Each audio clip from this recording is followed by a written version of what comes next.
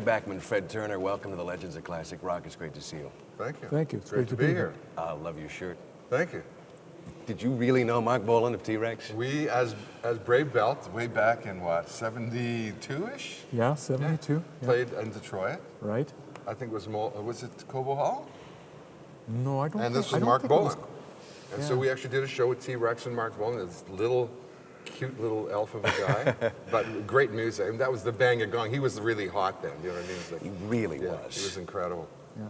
And he actually played in the middle of a song with the tambourine on his guitar. Do you remember that? I don't. I'd never seen that done before. Did you get to speak with him? Yeah. Yeah. We were all nobodies. You know, he was kind of a nobody here. The songs were just becoming legendary. He was big in England, and I mean, we were his opening act. But those were the days when you went in and met the opening act, or they came and met you, and then you shook hands. And because the next city, they might be your opening act, and you might be the headliner, because you got airplay in different places. Because the world was different. The radio was fragmented. So you'd have a hit in San Francisco, and then 3 months later in LA.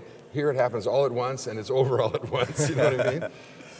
Was it easier then as a band, do you think, to make it, to cut through, to matter than it would be today? I don't think so. I think it's the same. Yeah, I think you just had to be out there. You had to be in people's faces, and when it broke, you better be there at the door to walk through. What would make it easier today to break? The social media, the prevalence of media? Radio? If we had the radio like we did in the 60s, Yeah. DJs with personalities. What are you Or- saying? Just kidding. You know what I'm saying. You had a personality. Do you know what I mean? Brother Jake has a personality. You know what I mean? Duff Roman had a personality. I'm talking Wolfman Jack, Cousin Brucey. Where you listen to them because of them. And then, as a sideline, they played great rock and music for you. Yeah. But they were like your buddy. Yeah. When they DJ'd a dance, you went because they were DJing the dance. They were a personality. They were goofy. They were great. I mean, they were characters. Then the 80s That came. that doesn't exist now. And what you call computerized radio, where you don't even know what songs they're playing anymore or who the band is. It took the heart and soul, I think, out of radio. And when you were a DJ, maybe you'd champion a song a bit more. You knew the band. You'd play it, give it a little bit of more oomph when you introduce it. Now it's, here is Mark Bolan from T-Rex with Bang, Bang and Gong. You know what thankfully, I mean? it's come around. It's coming back. Yeah, it's coming Yes. back. You have passion when you're on the radio and talk about bands, as do I, as do a lot of guys. Because we grew up with that passion. Yeah. And we also I play music from 4 and 5 decades, which is like really important. And I've had people contact me saying, we never ever thought we'd hear Robert Johnson on the radio. We can't even buy him because there's no record stores. This is young kids, 18 to 25. But you played Robert Johnson, and you played Eric Clapton, and you played John Mayer. And now we know where that song came from. And thank you so much, and things like that. And that's kind of what they need on the radio. Back in 2000, a lot of people would have said, who would have guessed Bachman and Cummings running back through Canada? And people are saying that now. Who would have, especially more now than then, who would have guessed you and Fred would be Well, back? everywhere I went with that Guess Who thing that then evolved to Bachman and Cummings, every single guy like you and Riley O'Connor, who are the promoters and the fans, are you ever going to get back with Turner? That would be the rock that rocked Canada, you know? And I'd say, I don't know, anything's possible. Because here I am with these guys, which I never thought was possible. And I had a good, 5 or 6 years with the Guess Who, and a good 3 after that with Cummings. And now Fred and I are looking at a 3-year run, and we'll look at what's happening in 3 years. But How long had it been between conversations, the two of you? 19 years. What was that like, and who made the call? I don't remember who made the call. I just know that it just happened, and we had brunch together. I had gotten a fax from him or an email saying he had an offer to play Sweden Rock. And they wanted me specifically and him. The guy's name is Ingolf. And I said, I'm busy with Cummings, but that's going to end in 18 months, blah, blah, blah. So Sweden Rock is every June. I said, let's delay it till 2010. So we had that on the horizon. I had indulged in some jazz projects, which was a lot of fun. And I got to play my jazz thing and get it all out of my system. And everybody kept saying, go back to rock, okay? And so I started to work on a rock album. I have Jeff Healey on a track, Neil Young. I called Paul Rogers, my favorite singer of all time. He was going to do a track. And then I thought, well, I'll try to get Fred Turner. Why not? And I sent Fred a track called Rock and Roll's the Only Way Out. He sang on it, sent it back, and I went, whoa, it's time for me to put on a break here. And I called him. I said, Fred, this is phenomenal. Do you have any more songs? Will you sing on some more of mine? You got some that I could play on. I'll change my solo album. This is what happened with Brave Belt. It was a different kind of thing, and he came aboard and made it a cement truck going down a highway in overdrive gear. And I was like, And in those days, it seemed to take about, what, a day for you to decide? You're like, I'm not sure, I better check with my wife. And Yeah. was it that quick this time for you to say, okay, I'll do the whole album with you? Was it easy? Yeah, I think it was. Yeah. I think it was, yeah. You know, it's hard to remember. He was because reluctantly easy.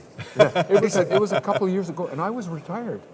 I mean, I had left it in 2004 and had just stayed away from it. Exactly. So, but, you know, Randy said to me, people retire because they don't like what they're doing.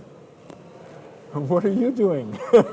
So I said, are you learning to fish? You're learning to golf? How do you like it? And he said, I don't really like it. And I said, do you have any more songs? And like I said, reluctantly, he said, well, yeah, I do. Like, why are you asking? Yeah, I do. Well, do you want to sing on a few of mine and I'll play on a few of yours? Well, I'll give it a try. And like, I know once he got in the studio and the juice starts going and you feel that electricity, there's nothing like it. It's a legal drug that you used to be on that you can get on again. And with the only consequence is feeling good. You know, it's great. What feels different? Going into the studio this long after the last time, what feels different in the booth? the good thing about it is it didn't feel different. Wow. It brought back things, and I was a little bit hesitant because I didn't know how my voice was going to hold out for that, because the type of singing I do, you don't walk around the house singing like that. You know, you sing like normal people sing. You would when kill your walk. voice if you did, I guess. Well, it wasn't that so much. No. You just don't want to look stupid. You know what I mean? It's out there. This You guy, push it. this Yeah. guy that's running around the house screaming at the top of his lungs. You know, We tend to whistle. We tend to whistle around the house, not exactly. belt it out, as you it know. were. So I really didn't know until I got behind a mic in a studio just whether that was still there or not. So when I found out that it was still there, well, that was exciting. Two components beyond your voices, and it's kind of cool that this is a band that you equally take turns singing, generally, on all the records. Yeah. Your guitar is so distinct, your voice, we're talking about it, is very distinct. Way back when you were a kid, you didn't start on the bass or the guitar. No. Tell us what you started on, and I think it must have been pins and needles when you tried to change and you got home and you know what, hit the fan. Oh, yes. You know the story I'm talking about? Yes, the accordion story. The accordion. Which was my sister's That's a big accordion. instrument in Winnipeg. Yeah, Yes. of course. Polkas. Which was my sister's accordion. Yeah. And my family wasn't really well off.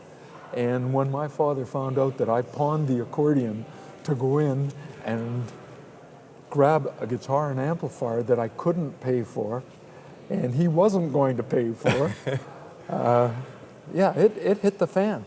But the thing was that I went back to the store that I bought it from, and I walked through the door, and immediately the store owner saw my face. He knew what was going on, and he said, "Your father's not going to sign these papers for this." The loan to have For this this guitar. loan, yeah. And I said, yeah, that's right. He says, bring a couple of bucks in every week. You take that home with you. What a great thing. What a good And man. that got me going. And you did. Yeah, I and did. you paid and every I penny. bought a lot of stuff from that guy in the future.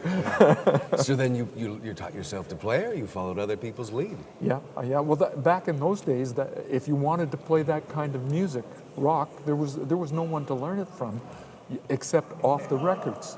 So you sat down and you learned it off the records. There are some great songs on the record. I picked out 5, 6, 7 that I really liked. Oh, And they're good. much in the tradition of BTO, and I wondered, as you're writing them, how much of the rearview mirror is conscious in approaching songs this many years later?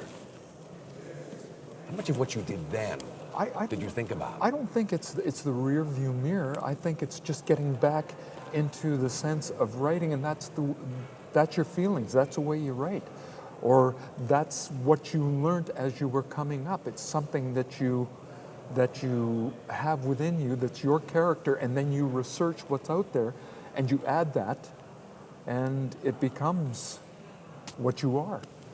You know. I don't think there's... And when I approached the album in the beginning stages, it was very similar to way back, starting Bachman Turner Overdrive. We had several discussions, because we were a country band. We went country on Neil Young's recommendation, and we're called Brave Belt on Neil Young's recommendation. did a He few got us albums, a deal with stuck Reprise, with it. Yeah. with Reprise Records. And we just weren't Poco or we weren't Buffalo Springfield. We were like 4 hicks from Winnipeg who were trying to be an LA cowboy, rock and roll guy. It just didn't work. And so, and when Fred came into the band, we actually got fired from a gig in Port Arthur, and we were breaking up, but they couldn't get another band to take our place. We had 2 gigs at the same place, Thunderbird University there in Port Arthur. Okay. So the guy came to us the second night, the Saturday, he said, I'm sorry I fired you last night. Nobody's dancing to your country music, but I know you can play, you must be able to play some dance music.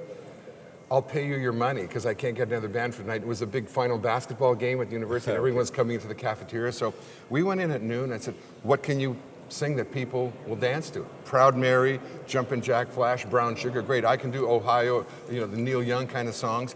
And we put together 2 sets and played them both twice, so 4-hour song. And that was the beginning of the band. But that was the changing to Bachman Turner Overdrive, songs they could dance to.